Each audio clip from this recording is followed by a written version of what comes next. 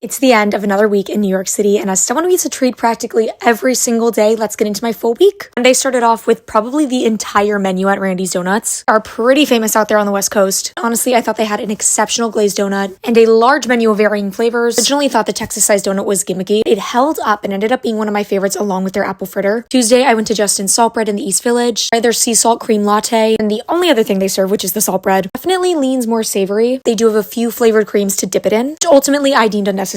Later that night, I went to Chisiamo. They're celebrating them being named Yelp's #1 top-rated restaurant of 2026. While they're known for their savory dishes, I do think their dessert menu is a pretty big hit. A stand-up espresso martini. A very boozy take on it called a shakerado. It's creamy and foamy and stretchy, almost like you put an espresso martini through nitrogen. They also have some unique gelato flavors like this goat's milk and lemon curd, as well as your elevated standards like this espresso chip and hazelnut. Their Bass cheesecake flavor-wise is delicious, but the texture was a little bit too firm for me. It's with a yogurt-based whipped cream, the same pastry shell they use for the caramelized onion torta, just buttered and caramelized. Makes for a very standout bite. Wednesday morning, I got an early preview of Brett's Bites dessert bowl butter from Pop-Up Bagels, pretzels, M&Ms, rainbow sprinkles, Oreos, all in the butter. Later that night, met up with some friends for dinner at Saki no Hana. Everything here is so detail-oriented around aesthetics. The miniature origami garnishes on the cocktails, this meticulously decorated strawberry shortcake. Thursday morning, I went to one of my new favorite bakeries, Papa d'Amour. A big Dominique Ansel fan. Their Yaki Mochi hot chocolate is a can't miss this winter season. I also really enjoyed the taro mochi donut and the jam jar. Everything here is playful and very well thought out. Directly following that, I picked up some gluten-free goodies from Milk Bar. Their funfetti cake with or without gluten is one of